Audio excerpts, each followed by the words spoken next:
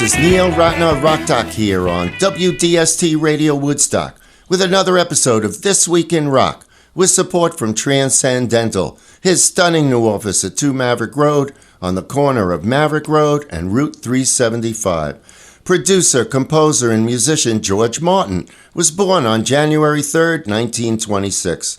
Often referred to as the fifth Beatle, Martin's formal musical expertise and novel recording practices educated the Beatles musically and helped them understand the potential of the recording process. According to John Lennon, George Martin made us what we were in the studio. He helped us develop a language to talk to other musicians.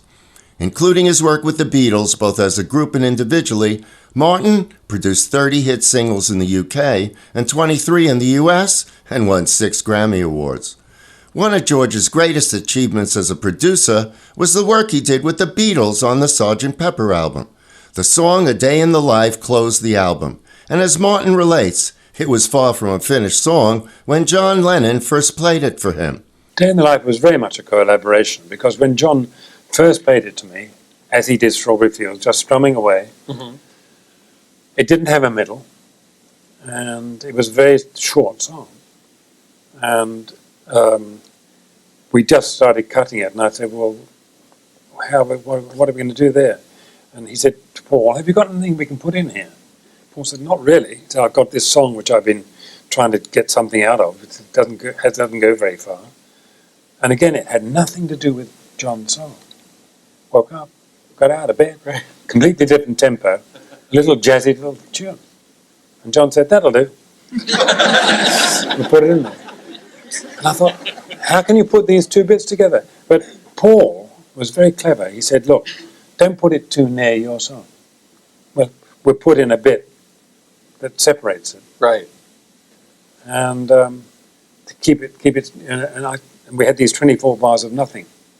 And in order to keep it together, Paul was banging away on the piano. We had Mel counting out the bars, which you can hear, putting tape echo on him. We even had an alarm clock to let us know when the 24 bars were up. Oh, that's what that, okay. And I thought, what the hell are we going to put in here? Maybe a guitar solo, maybe I'll have to write something. And nobody had any idea, really, until they came and said, we want a symphony orchestra. And I said, yeah. We've never had a symphony orchestra. They said, okay, boys, you can have a symphony orchestra, but let's not be too expensive. You can have half a symphony orchestra. Martin booked 42 musicians, but had no idea what to tell them to play, until Paul came up with the idea of starting the orchestra quietly, with their lowest note, eventually getting louder while they went to their highest note. Martin wrote a loose score for this section, beginning with the lowest possible note for each of the instruments. Then at the end of the 24 bars, he wrote the highest note for each of the instruments, and in between, the musicians were encouraged to improvise.